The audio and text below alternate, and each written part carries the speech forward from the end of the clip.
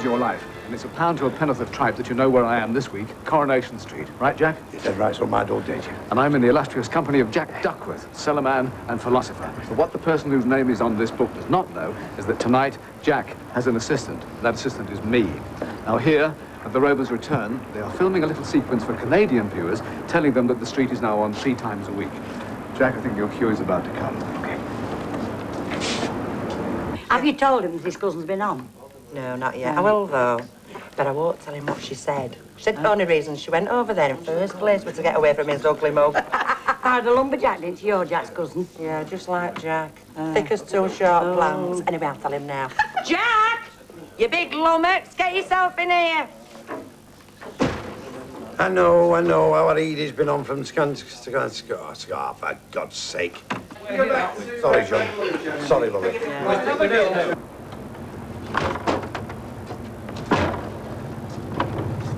Stand by, please. She married a lumberjack, didn't she? You're Jack's cousin. Yeah, just like Jack. Yeah. Thick as 2 short planks. Anyway, I'll tell him now. Oh, good. Jack! You big lummox, get yourself in here.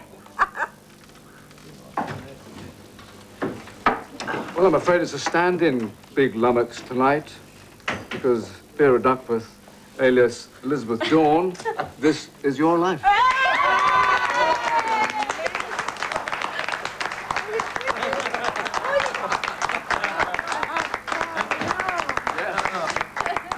Yes, tonight is the night.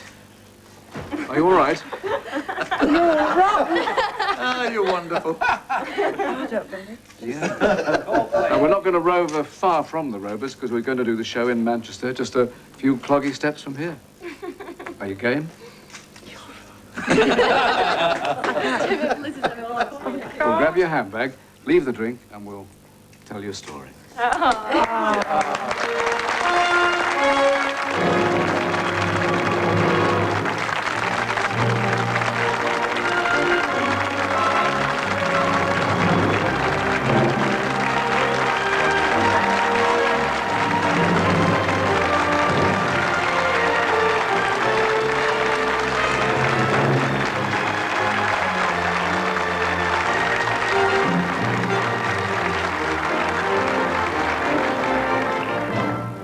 Well, have you got your breath back?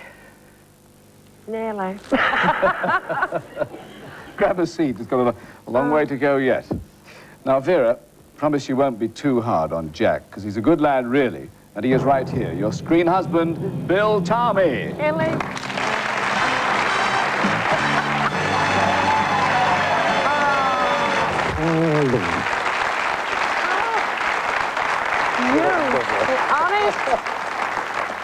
Grab a seat, Bill. Now, he didn't manage to get the new barrel on, so the Rovers has emptied early just for you, and here they are, residents of Britain's most famous street, Peter Baldwin. Thelma Barlow. Amanda Barry. Betty Driver. Jeff Hinscliffe. Kevin Kennedy. And Kurt Bride. Yeah, look. All right. Sally Ann Matthews. Alan Moore. Jill Summers. Jill. Michael Lavelle. Bill Waddington. Well done.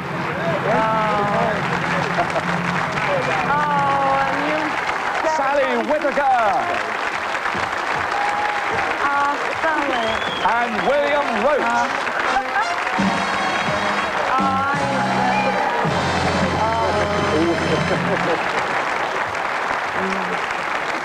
That's the lot. Oh, dear. Hurt my throat there. Now, can she be as dizzy as Vera, Sally? Yeah. Yes. There was one time in our green room we have a telephone, a communal telephone. And one day Liz was walking past the telephone to get herself a cup of coffee. And the phone rang and Liz picks it up and one of our security guards said, Lizzie says there's a car in the car park and it's a silver BMW, registration number, blah, blah, blah, blah, blah. They've left the lights on. So Liz shouts out, silver BMW, left the lights on, blah, blah, blah, the registration number. And everyone looked at each other and we all went, Liz, it's your car. And Bill Roach, I think even the late poet laureate John Betjeman liked the street, didn't he? Well, yes, that's right. He was one of our biggest fans, and he used to say the street was Dickensian, and by that he meant it was full of rich characters and personalities, and every so often we get a personality that really stands out, jumps out of the set, and Liz is one of those. Everybody knows how to laugh. Wonderful. But there's a side of Liz that people don't know about. She's always wanting to learn and improve herself, and only last week she came up with a book, said, I think you ought to see this, Bill. She said, you've got to learn to love yourself. She said, you've got to look at yourself in the mirror in the morning and say, I love you. So I'd just like to tell you this, Liz, everybody loves you. Yeah. Thank you, well said.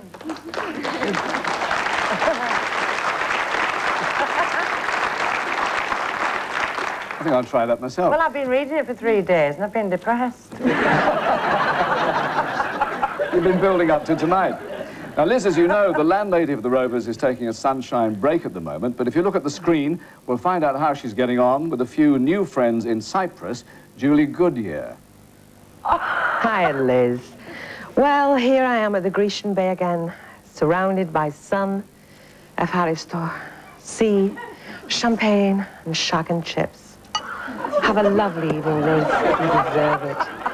I intend to. You know at the end of This Is Your Life how they fly your mates back. I'm not coming, kid. I'm sure you'll understand. This is the life. Yamas, Liz. God bless. Big lads, aren't they?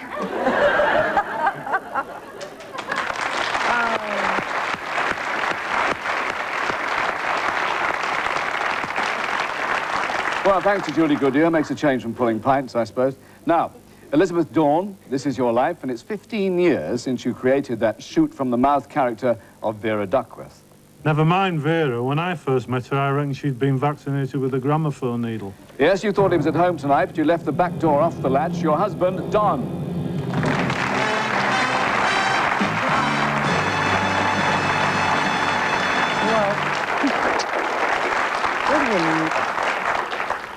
So she was a bit talkative, was she, Don? You can say that again. Me and a mate of mine were trying to chat Liz and a girlfriend up, but we couldn't get a word in edgeways. Well, on January the 21st, 1965, you did get a chance to get in 2 little words at Leeds Register Office. Was it a very big do, Don? Not really. Liz's mother was the bridesmaid and my mother was the best man. I don't know. And Liz, did you have a lavish reception? Well, Louis says, you know, really funny, really. There were only 6 of us, and the waitress said, are you going to the pantomime? I said, we've been. I daren't tell you anymore. Wait till I get you. Well, this has been a long-running double act which has expanded through the years, and what is more, one of your children these days lives a far cry from the banks of the Manchester Ship Canal. Ah, sì, è vero. Questi giorni qua a casa mia vicino ai canali di Venezia. Which, as we all know, means she lives near the canals of Venice. But she is here tonight, your daughter Anne, and also here your daughters Julie and Dawn, and with his wife Lynn, your son Graham.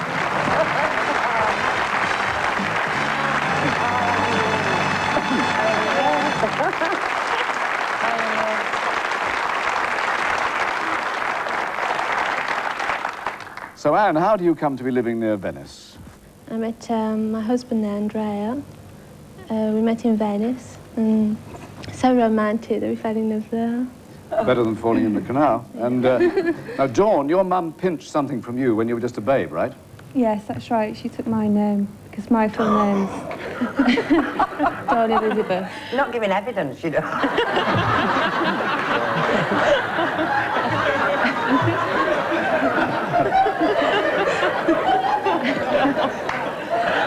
And she changed the names round. So So you're Dawn Elizabeth. She pinched it and changed it round.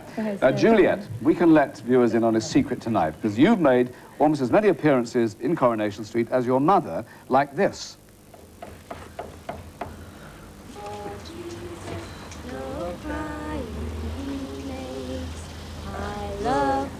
Now, Julie, you can explain. Yes, every time they show the picture of my mum and Terry, it isn't actually Terry, it's me as a baby. Well, everything else about you. I'm only kidding. Can you put that? Well, we leave in the rude bits. But as viewers know, Terry is working away at the moment. Well, I've come home for the party tonight, Mum. Yes, the prodigal son returns from York, where he's appearing in A Taste of Honey. Terry Duckworth, alias Nigel Pivaro.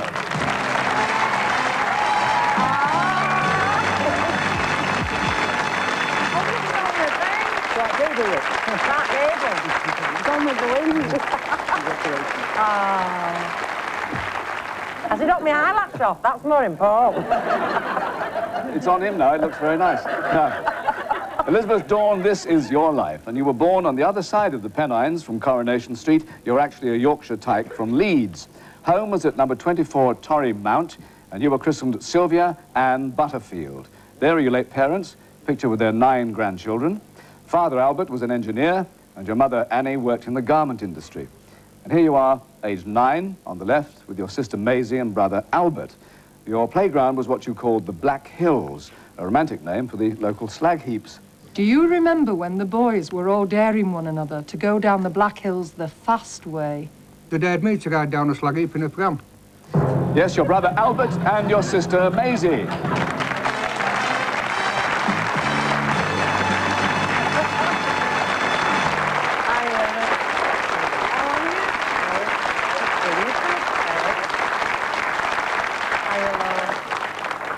Albert, what was your reaction to this Cresta challenge? Too dangerous. Simple as that. So, Maisie, what happened? Well, my sister's never been frightened of anything, Michael. And I'm afraid she ended up in the pram. She went down the hill at a great speed, hit the bottom, somersaulted out, and ended up in the barbed wire. And they got into a lot of trouble when they got home.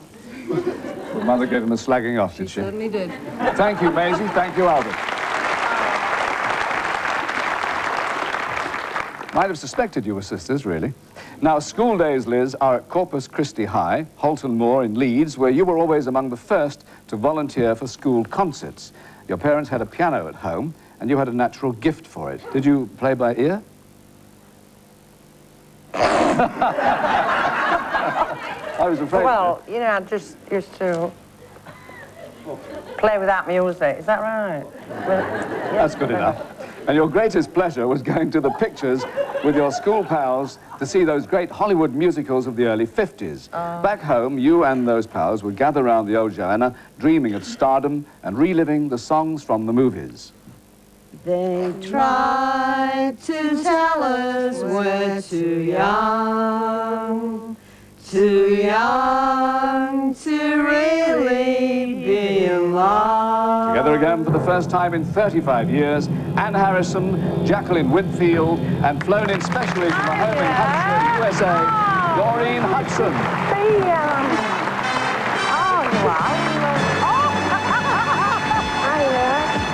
I didn't plan it, honestly. Now, is this a hint for you all to burst into song together, do you think? They tried to tell us we're too young. And we were Too young to really be in love. Well, thank you, Anne Harrison, Jacqueline Whitfield, and Doreen Hudson.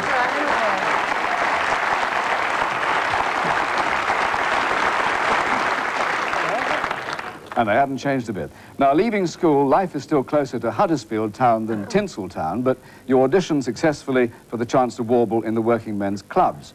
During the day, you get through a lot of jobs, shoe shop assistant, sweets counter at Woolworths, and a job in a toffee factory. And that one came, I think, to a sticky end. It's exciting, this. And next comes a job that is a portent of the future. Like your mum and me, you started at a real-life Mike Baldwin's. Thus, art was to imitate life. Yes, it is your Aunt Nellie, and with her your Uncle Alex. Hello.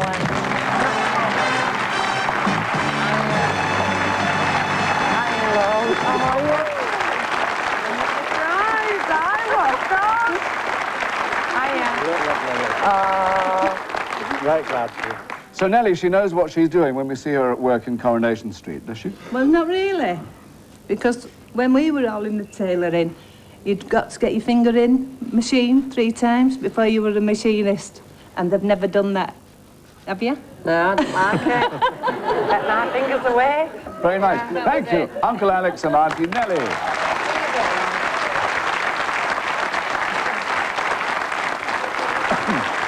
Well, now, Liz, you moved back to the family home with baby Graham here when your first marriage at the age of only 17 fails, and you take a steadier evening job than club singing.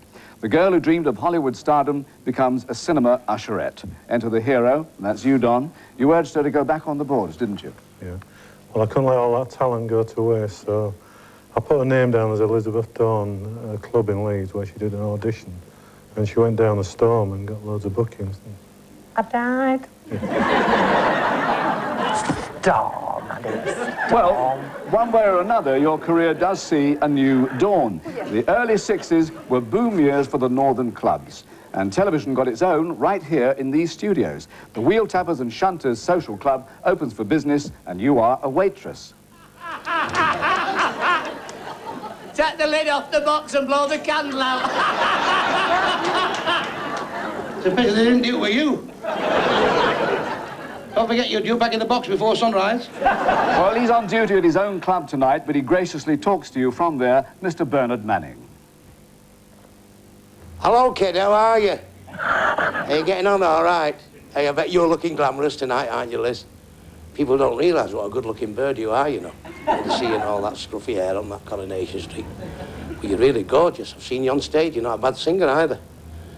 Enjoy your night tonight, Liz. Everybody in Clubland loves you, you know that, don't you? You're a nice Lancashire lass. God bless you. And good luck from everybody. Plenty of success, my love. Thank you, Bernard Manning.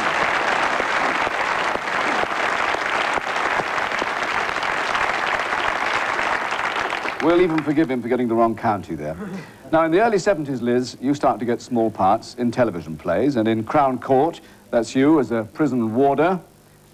Vera Duckworth makes her very first appearance in Coronation Street in 1974, like this.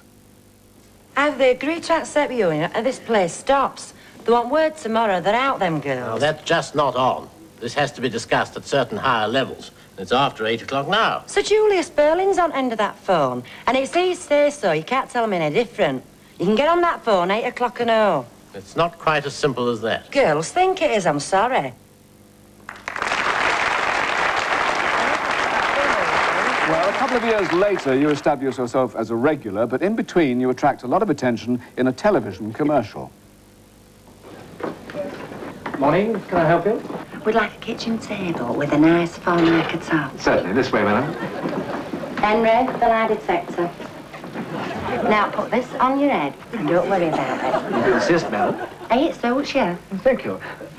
Now, this table is our latest style, sir. It has folding leaves. Fancy. It seats 6 people comfortably. 6 people. And, of course, it has a beautiful formica top. Oh, you don't have to tell them, don't you?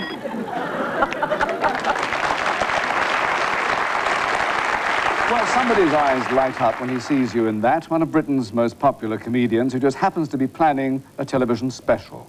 And I said to my friend Everard, I've just got to have that girl in my show. Open the door, it's Larry Grayson.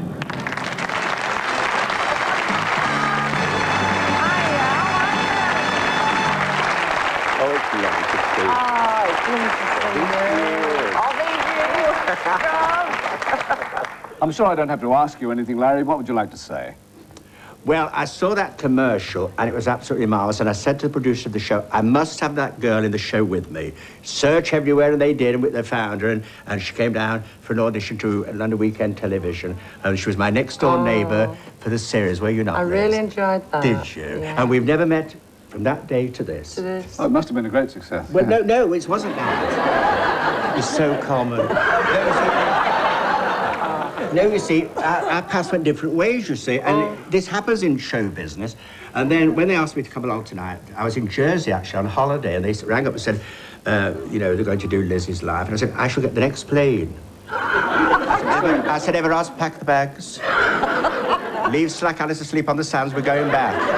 And here I am. Well, don't go, because we're going to see that Grace and Dawn double act from 13 years ago. Here you are, being ever so neighbourly. Oh, Dot, how are you? Do you know I've been half an hour standing in that butcher's? Never. I don't know why I bother. I can't remember last time they gave me a good bit of belly. Don't talk to me about his suet. Do you know, dear, as one lump goes down on this, another one comes up? Well, that's what put me off Spotted Dick. And you're not alone. I tried to do a Spotted Dick last week. As I forced it into the muslin bag, Miss Sultana's dropped off.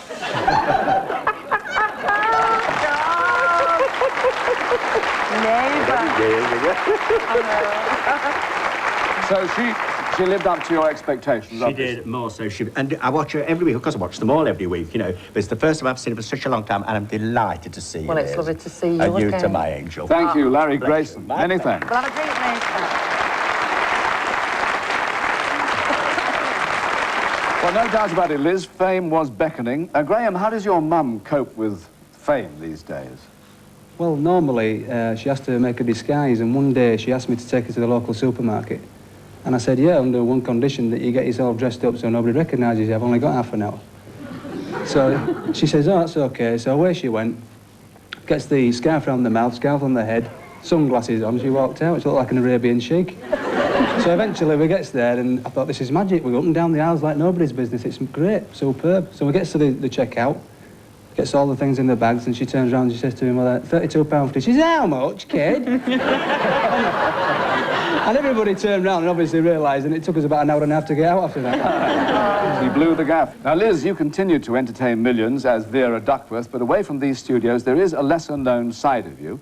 It all started 4 years ago when a group of deaf people asked you for your autograph. You found it frustrating not to be able to communicate with them. You even started to learn sign language. And we're going now to Hennessy House in Manchester, where you've become fundraiser-in-chief and where Father Terry O'Mara tells us more. Hi, Liz. Welcome.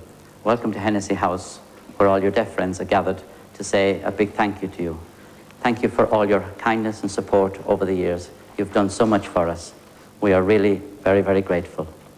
Liz, our deaf choir would now like to pay a special tribute to you. Have a lovely evening. Congratulations. Here's our choir. Just like a flower when winter begins, just like a candle blown out in the wind, just like a bird that can no longer fly, I'm feeling that way sometimes. But then as I'm falling way down by the road, I picture a light at the end of the road. Closing my eyes, I can see through the dark the dream that is in my heart. A little sunshine, a sea of gladness, wash away all the tears of sadness. Thank you all at Hennessy House.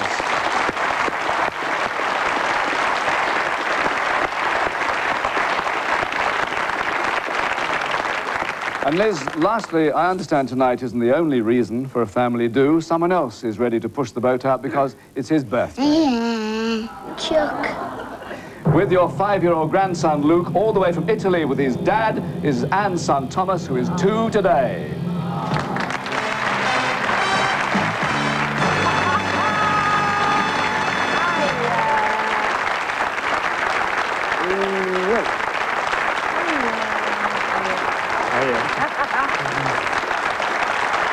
Elizabeth Dawn, this is your life. Oh, thank you.